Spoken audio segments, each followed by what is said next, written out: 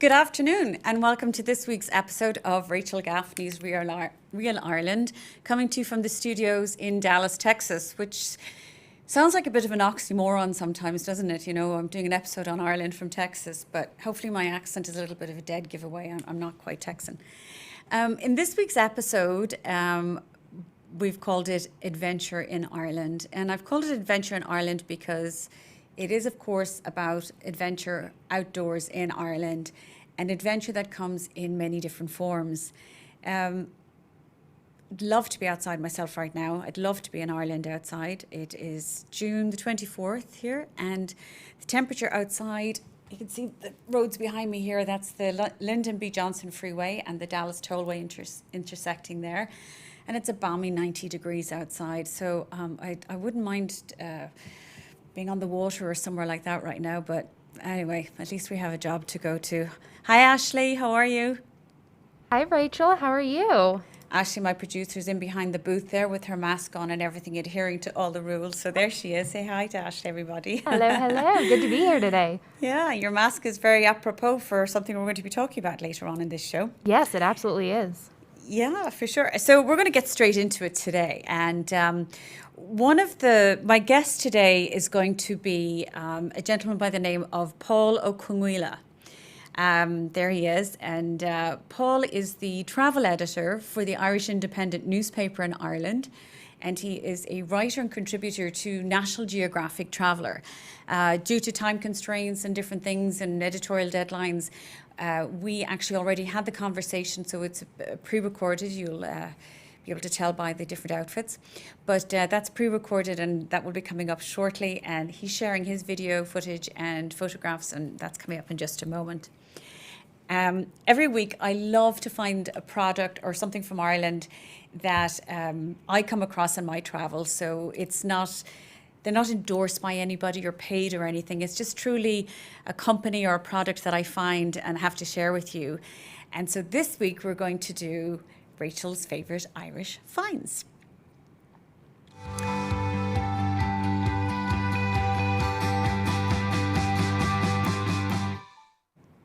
And this week it comes to you from a company in Ireland that I came across when I was walking off Grafton Street in Dublin a few years ago.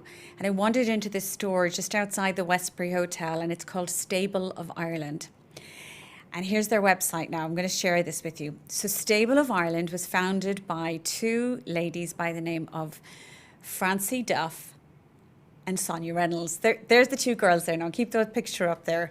And I took that photo of the two of them. And I love that photo because to me it captures their personalities. And I'm laughing because to go see the two of those girls, I think you need a bottle of or a packet of popcorn, because you know that you get a movie and a show when you go into that store. It's fantastic. It's, you know, products and a good time all rolled into one. So I love the two of them, and I actually have a feeling that if I'm coming down the street now, they probably have the closed sign going up in the door when I come by. But I love it. I love going into them. It's my sort of social stopping point, and I love their products and I buy their products. But I love what they're doing at the moment, and they have. The world and its mother are making masks at the moment for, you know, obviously we need to wear them in these strange times, but they have quickly pivoted and they make a lot of products out of Irish linen. Now, I want to tell you a little bit about why I chose these masks and why Irish linen. So Irish linen, there they are, aren't they gorgeous? The beautiful cobalt blue and the green. But Irish linen is antimicrobial, antibacterial, anti-allergenic, and they are 100% breathable. Now, the thing about Irish linen is that it absorbs water way better, and it actually breathes just like your skin does. So when you've got something, and there's the little travel pouches, they come in a little travel pouch, lovely colours, and they've created this mask that when it fits over your nose, for somebody like me who has to wear glasses reading, or if you've got your sunglasses, lately I've found that when I'm in the stores and I have to wear a mask and I have to take on my glasses to read the label, I can't read the label because my glasses have fogged up. I don't know if anybody else has noticed that. Your glasses fog up and I have to take my glasses down and I can't read the label, and that's what happens when you hit 50. But I love that they've designed this so that it breathes really beautifully, and I love the colours, and you can just get them on their website and follow them on Instagram. So that's Stable of Ireland, Francie and Sonia. So I love these girls and I can't wait to go back and see them. I miss them so much. I never tell them when I'm going because, as I said, they put the closed sign up if I tell them. So I just like to take them by surprise. And that's this week's favourite Irish find. So I hope you enjoy those. Adventure. So you look at the words, we all did a little bit of Latin in school. Well, at least I did anyway. I was educated by the nuns and it was a prerequisite. But the word adventurous, Adventurus, what that actually means is something is about to happen. And I think when we think of the word adventure, we think of fast, adrenaline, thrill-seeking, danger, excitement. And whilst those are all great things and there's that element of adventure, there's also this other side of adventure, which is to just discover new places, new people, new experiences, and just really enjoy it and let it unfold. When you go to Ireland, you don't want to be speed dating with the country. You just need to slow down and enjoy a few places. And there's so much on offer. Now, there's a wonderful gentleman in Ireland, a cameraman, and his name is Maurice Supple. And I love what Maurice has been doing, and he has been doing some videos for an Irish country singer called Derek Ryan, and things for tourist boards or regions. But I was talking to him recently, and he gave me, no problem, a little bit of footage that he created, and I thought I'd share it with you. And it's 10 things to do, I think, outdoors in Ireland or while you're in Ireland. So we'll play that little bit of video for you and see, and it'll give you a sense of what it's like if you go to Ireland and do some things outdoors. We'll roll that now.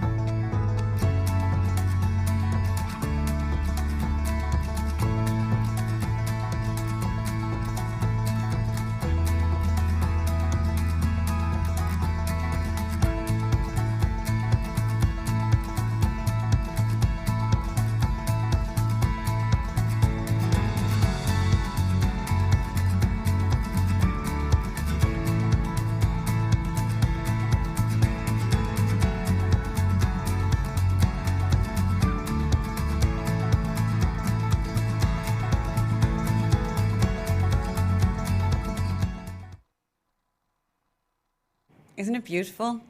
What did you think, Ashley? I loved it. I want to visit every single place that was shown there. I'm looking at it and I'm looking at the traffic behind me going, why is it I live here?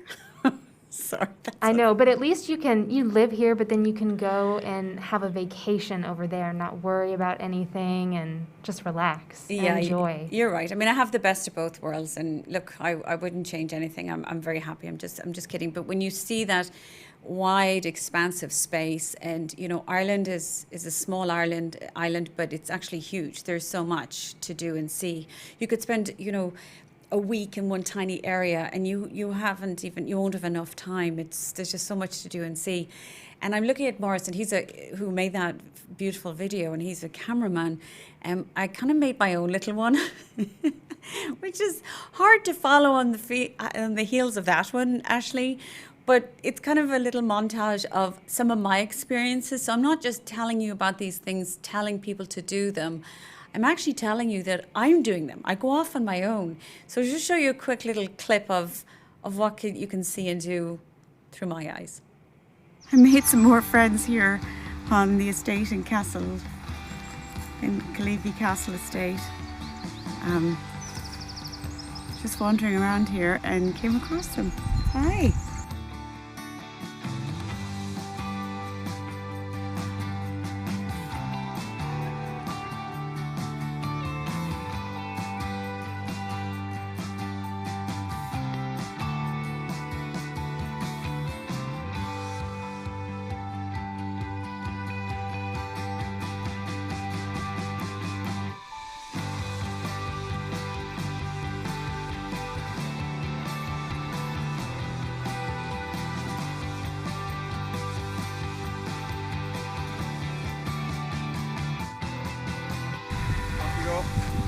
Don't fall now.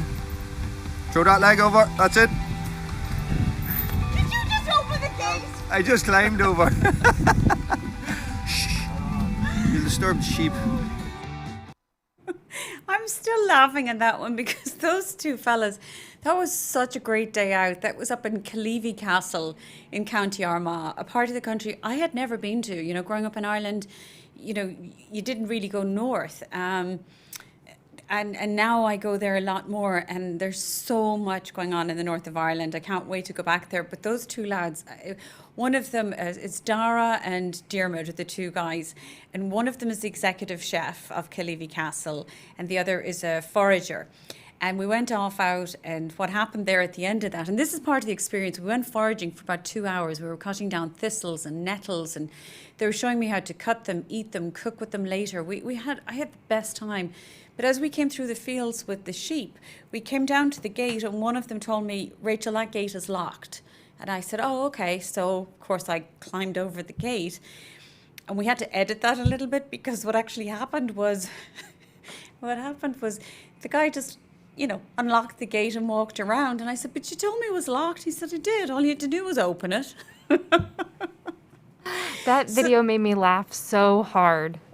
But I can just tell you how many experiences I've had. I could actually probably write a book on the things that have happened to me in Ireland. I couldn't make them up, to be honest with you. And the characters and the fun you have, and if you're always stuck on a phone or a laptop, you're not going to meet these people or just have a really good time. And so that's what I mean about adventure. And the places you'll go, but the people you'll meet. It sounds like a Dr. Seuss book there, but it was just superb. Now I thought we'd go straight into this interview because I think you really need to hear from Pól. Now, I mentioned that Pól is the travel editor for the Irish Independent. He is a contributor and writer for National Geographic Travel. And on his social media accounts, Twitter, Instagram, it's a difficult name for people to remember because it's in Irish, Pól O'Conghaile, which basically translated P.O. Father L is the Irish for Paul. But we will put up a link to his social media sites because you need to follow his travels and what he does around Ireland as well. I mean, non-stop. We had a conversation with him, and here's what Pól had to say. How was your weekend? Yesterday or Sunday was Father's Day, so just wondering, did you have an enjoyable Father's Day? Yes, my teenage daughter's gift to me was to get up at 9:30 a.m. and to come with me for a walk. My son was up already, he's younger, so we went for a walk in the Dublin Mountains, which are within our 20K movement restriction, and we did this exploration to a place called Prince William's Seat, which brings you up to a view over County Wicklow, the Sugarloaf Mountain, the Irish Sea, and then over the city of Dublin, and then all the way to the Mourne Mountains in Northern Ireland. So we got rained on, we got nearly blown off the mountainside, and then we had enough sun to get burnt all in the space of 3 hours. So I'm a happy dad. Oh my gosh, I love it. And, you know, for those of us here in Texas who are familiar with this, and I don't know if Irish people know this, but in Texas, they say, you know, if you don't like the weather, just wait a minute. So it sounds like, you know, we have some synergies going here with Ireland and Texas with the constant weather changes in a day. You said you've got blown on, you got soaked wet, and you got sunburned all inside of a day. All in one day. And I do that whenever I'm traveling around Ireland. Into the back of the car go the waterproofs, the sunscreen, the togs. I'm kitted out for every eventuality. So And that's yes, a we're seeing perfect this segue daily for here. me. And I'm going to translate for people here. So the swimming togs is a swimsuit over here, or a bathing suit, which is an expression I miss very much. You know, when in Ireland you say you're bringing your togs in the back of the car, it's to go swimming. And on that note, when you say in the back of your car and you put all of these, so I was going to ask you actually, do you have quite an array? I mean, do you have your own wetsuit? And, you know, God only knows where the road's going to lead you when you're on your own little adventures in Ireland. Yeah, it depends on the assignment. So we do outdoor activities have really come on in Ireland in the last 10 or 15 years, but they don't have to mean wild adrenaline-filled adventures. You can of course climb Carrauntoohil, which is our highest point, or you can use ropes to scale sea stacks or go mountain biking, whatever. But the soft adventure is a term that's come out here recently, and that can mean anything from going for a good walk or a good cycle to snorkeling or going for a stand-up paddle boarding or kayaking. So it's really taken off in this country, and I think the fact that we now have affordable wetsuits to guard us against that chilly sea is a big thing. So it depends on the assignment. If I'm heading out west, I was in Wexford earlier this year, for example, doing a piece where I was by the sea. I'll always throw the wetsuit in, the hiking boots, the sunglasses, and the sunscreen, and a camera and for footage. I'm always looking for, as well as the deeper content pieces that we do for the Irish Independent Weekend magazine, I'm always looking for little videos and snacky content that will work on social too. So yeah, the boot or the trunk is pretty full by the time I get going. I bet it does. And it's fair to say you've been to quite a few places on the island of Ireland, I'd say by now. Have you, Paul? Oh yeah, and I love it. I always say it's a small island, but the minute you get off the motorways and you start exploring and threading your way down the smaller roads, the bigger it gets. It's full of surprising turns. You'll do something that you put into your schedule that you put down for 30 minutes or 45 minutes will suddenly take 2 hours because you get chatting to someone, or you'll find a cafe, or you'll find a walk that you didn't know about. So I could spend the rest of my life just exploring Ireland. It's I don't know how many times it would fit inside of Texas. It is really 9. tiny, but it's no. You've done the homework. Yes. But it's so rich, and immersing yourself in it is so rewarding that I always recommend people who are coming here for a visit to try, rather than to do the whole thing or drive the whole Wild Atlantic Way, which is just over 2,000 kilometers.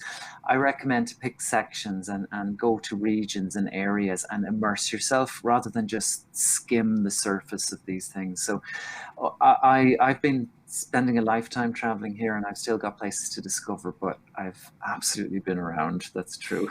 Now, we've said, and you said the same about adventure, it comes in different forms. And, you know, you've got adrenaline pumping, you've got, you know, for the thrill seeker and all of that. And then there's, you know, adventure can be, somebody, it's a state of mind where you're just looking to learn something new in the unknown. And I noticed in some of the video footage we have that, you take when you're going around the island, I noticed in the beginning of some of it, you went to Carrick-a-Reid Bridge, which is up in County Antrim, for sure, and that was something special. But then you went down to Galway, shucking oysters and kayaking. But one of the ones that was a little unexpected for me and I think it's something to remember, there's a piece in there where you said you went to the Hellfire Club in Dublin, and that's in that footage where did you take that through a window? Could you explain to us about that piece there? I can, yeah. So Dublin is, when we think about Dublin, we tend to look inward. We tend to think about the streets, the historical fabric of it, the pubs, the museums, the nightlife, and so on. What we only move to after that is the fact that it's a super outdoorsy city. It's on the coast, on the east coast of Ireland, and just on its doorstep are the Dublin and then the Wicklow Mountains. And I'm speaking to you here from Greystones in County Wicklow, which is literally just a 15 or 20-minute drive from those mountains. So you can literally take a commuter bus, and be at the foot of the Wicklow Way within a half hour of the city, leaving the city centre. And that Wicklow Way is a walking trail that stretches for over 100 miles south that people do over several nights.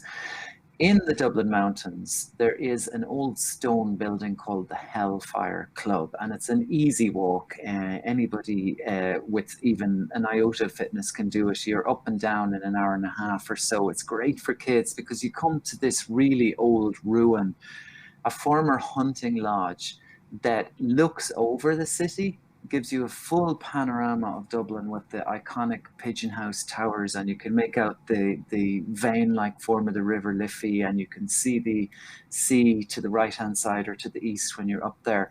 And you can actually go inside the building too. It dates from the 1700s, and it's got its own share of ghost stories too. So when you get the kids up there, or when you get inside, that's the time to break out your best ghost stories. So that's where I shot that footage, and I got a good day for it. Luckily. You surely did. And actually, was the Hellfire Club? I'm a bit of a nerd. I like the Travel Channel, the Ghost Hunters and the Panorama, Paranormal, and all that. And I think I remember those guys. I could have sworn they were in Ireland and filmed in the Hellfire Club. I need to go check that out. Yeah, you may be right, and there's stories of sort of deeper archaeological discoveries under it, and that's one reason why people think it may be an unsettled kind of a location. And so there's lots of history to dig into there. So when it comes to, let's go to some of the, we have to, cover some of the adrenaline pumping adventure and everything. Is there something that you had not tried before and then you tried it that you now think, I really enjoyed it, or I really love doing this and I want to keep doing it? Is there any particular adventure in Ireland or outdoor activity that you personally really enjoy now? It's a good question. Do you know, one of the most fun things I've done in the last couple of years is a completely makey-uppy adventure called co-steering. I don't know if you've ever heard of it. Basically, what it involves is anybody of any kind of fitness squeezing into a wetsuit, a buoyancy device, an old pair of trainers, and a helmet. And then you jump into the sea and you swim a bit, and then you climb back up on the rocks, and then you might squeeze through a little cave, and then you might walk along a bit and jump in again and swim. And they've made up this name called co-steering, and everybody gets wet and nobody looks sexy in a wetsuit. And you can do it with a kid. You can do it if you're 70 or 80 years old. And, after you get that initial flush of freezing water, you just start to feel exhilarated. And it doesn't matter if it's raining or if it's sunny. And lo and behold, these co-steering outings have sprung up all over the country. 20 years ago when wetsuits cost about $300 or $400, no one could have done this. But now that this gear is available so readily, it's great fun, or great crack, as we'd say here. Yeah, and for those, I'm glad he said that, for fun and crack. He is referring to fun. He's not referring to any illegal substances. You were mentioning about the water and the swimming and everything. And one of the things I love about Instagram is, I get to meet new people, and you're probably the same way with social media, and see what they're up to. And I don't know, do you know a lady in Ireland?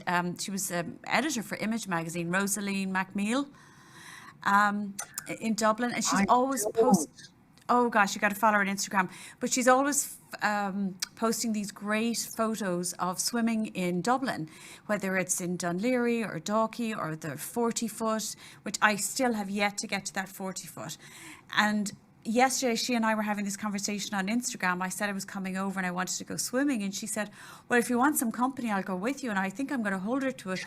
But I think I love that kind of a sense of adventure too. You know, I'm not saying that I'm going to be meeting people on Craigslist or anything like weird like that. But, you know, I do love the idea of meeting up with people that I don't know before, but that love to try activities that you like to try and do as well, you know. I wanted to Yeah, ask that's a you, good point. yeah, go ahead. Sorry, I was jumping. This is the whole new Zoom system That's of okay. speaking to each other that we Yeah, I know. constantly tripping over each other. I love, firstly, that you said, "Do I know this person?" Because that's so Irish. It's all done through people, and know him, and do you know her, and where were they brought up?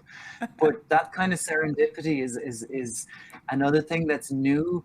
A lot of people go walking in Ireland through meetup.com groups, or there are other examples of ways that you can meet groups where you can go walking or have adventures risk-free, and particularly solo travelers. The tools that are available are super compared with the way you would have had to do it in the past. Oh, really? Oh, that's good to know. So you're saying meetup.com has its own forum in Ireland for, it could be a swimming group or a hiking group or something like that? Absolutely, yeah. Walking Oh, particularly popular. oh, wow, that's fantastic. Now, what about, have you done cliff diving or anything adrenaline pumping? I love that you have this sense of me as someone that could do cliff diving. I think I'd have to be recovered after trying that. I have I'm a big swimmer. I love swimming. I'll get out there with my snorkel on.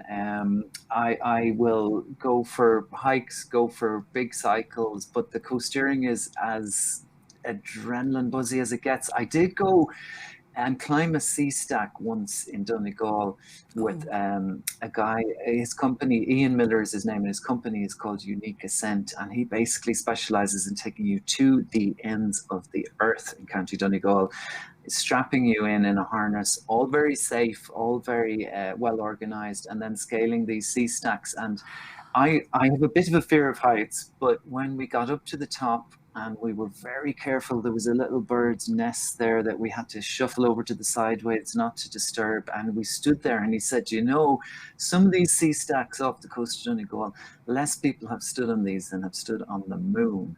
And I just thought, wow. What a moment. It was absolutely worth it. And then we abseiled back down, and we were way out of phone coverage. I remember thinking as we drove back towards Donegal town, and the bars started gradually to come up on the phone reception, that was just the Wild West, Ireland as a wilderness. that And we sounds spoke about wonderful. how tiny it is. Yeah, but I love that sense that you can get off the map like that too. I think it's important, don't you? I mean, my joke here is, you know, and I'm serious, is to stop speed dating with Ireland. Um, because I do think, you know, and my clients all the time, they're trying to, you know, where are you going? Going to Ireland? How long do you want to go for? A week? What do you want to see? All of it. Well, good luck. You know, like you said, you need to choose a region, you need to slow down and immerse yourself in an area and let things unfold a little bit. But I think what I need to do, and Ashley, who's here with us today, the producer, I think we should put some links up to some of the people that you've mentioned, some of their businesses, and we'll put them in the foot of the information, especially that one in Donegal, and maybe some references to the walking clubs or whatever. But I think that would be wonderful because people want to know. People here are not traveling over there yet, but they will be going, Paul. I mean, this is great for people who are in Ireland right now and they want to go out and discover their own country, and for people here who are planning their trips next year. So I definitely want to be able to share as much as we can with everybody. And for everybody, I want you to know that Paul is on Instagram, he's on Twitter, he's very active on social media. He shares the most wonderful content with you, both his own video footage and images. So if you're looking for ideas, check him out. We'll have the links up to his social media sites. And I think for today, I want to say, Paul, thank you so much for joining us and chatting to people here in the States. And we'll look out for your articles in the Irish Independent and in National Geographic Traveler. hopefully you'll be coming up with some great stories for soon when you can get out and about and get on a plane yourself. Oh, absolutely. I'm looking forward to getting out there next Monday, June 29th. We can travel freely in Ireland again, and I can't wait. And Rachel, thank you for having me, and thank you for everything you do to promote the best little country in the world. Oh, you're very welcome. Okay, Paul, thanks very much. Oh, the best little country in the world. I love that, actually. Don't you, Ashley? I do. That's such a nice little way of saying it. The best little country in the world. I think, Paul, you need to patent that and start calling it that, you know. Maybe that's our new marketing logo, the best little country in the world. He's a very interesting guy. He's lovely. And funnily enough, he was talking about those sea stacks in Donegal completely by accident. I'm a bit of a podcast person. I love listening to podcasts. And I was listening to one this morning, and it was a gentleman in England interviewing a Scottish guy. And it was all about climbing the sea stacks in Donegal. Just like Paul mentioned, I thought, whoa, twice in 2 days. That doesn't mean I'm going to be climbing those sea stacks.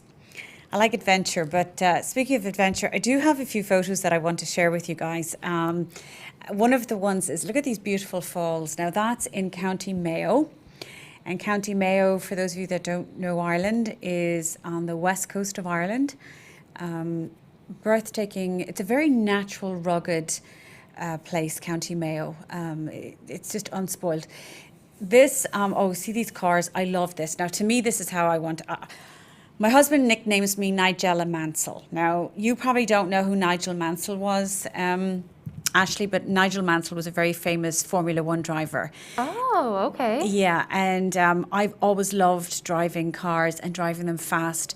And I learned how to drive in Ireland, you know, with a stick shift in the back roads, you know, where the hedges and the roads are like this. So I can speed through those roads. I know when my American friends are with me, they're absolutely terrified when cars Are they going, really? Oh, yeah, because we've these narrow roads and people, we know we fit, so we just drive by each other. But others, if you're not used to it, especially here with these wide freeways behind us. But that, there's a company in Ireland called 4x4 Vehicle Hire, and it's just Range Rovers, Land Rovers, and I keep wanting to say BMX, but it's not. It's BMW. You wouldn't go far in a BMX. BMW, Land Rover and Range Rover. And so that's what I plan on doing, is taking one of their Discovery cars or some sort of recreational vehicle like that, and I'm going to go do those roads, and we're going to film it as well. So that'll be another fun way of doing some adventure. Peter, I promise I'll behave. I'll keep within the speed limit. Kind of. And that's the beauty. There's no police. Surfing. People don't think of surfing when they think of Ireland. Surfing in Ireland aren't a natural thought process for most people. People in the surfing world know about it, but the rest of the world don't seem to associate. And there are some spectacular waves up around the coast of Donegal, and as you head down into other counties. Now, some counties are very famous for the skilled surfer. For somebody like me who's never been up on a surfboard, who wants to do a lesson, you know, there are other counties that are better for that. So that's just another great activity. And the photographs that you can see coming out there are just incredible. That I can tell is Sligo. And the reason I can tell is because the mountain in the background is known as Ben Bulben. Ben Bulben is the very famous mountain up in Sligo. So you can go riding on the beach. And horse riding on the beach is very common. There is also a place in Ireland, in another county, the wee county, County Louth, where they have races once a year, the Bettystown races, and they're along the beach, actually, where people go betting on the sand dunes and the races happen on the beach, and it's once a year. It's pretty special. I have two boys. They're 22 and 24, and the year before last we were over, and I took them fly fishing. Now, this was the summer before last, I think it was, when Ireland had a drought. And so the river was quite low. So the boys were out fly fishing. There they are. There's Matthew, my youngest. But you can see how low the river is. But nonetheless, he got the experience and the feeling. And there's James, my oldest son. He's 24. But the two of them just got lost in that river. That's the River Blackwater in County Cork. That was in front of Longville House, which is the Georgian property I love to use for clients in Mallow in North Cork. But they went out there and they went fly fishing. I actually only came by for a few minutes just to take a photograph of them. But they had a beautiful picnic. And do you know what's really special about that? I dropped them off, or the Gilly took them out there, because Gilly is the person who takes you fishing, a guide in Ireland or Scotland and England. He took them off fishing, and they had a beautiful picnic packed up by Longville House, a basket with their homemade cider and everything. But they didn't use their phones, not at all that day. They didn't even turn them on. And they realised how fabulous it was. And fly fishing for me is a sport that should be marketed to women. And indeed, I think I might even do something with the trip for anybody who's willing to come fly fishing with me. Not fly fishing for 5 or 7 days, but as part of the trip. It will shut your brain down in a way that I've tried to do in yoga and in tennis and things, and it does work. But with fly fishing, you are so busy trying to get your balance in the water, and then you're flicking your wrist, and you're concentrating on the rhythm of the rod and the reel and the fish and all of that going on.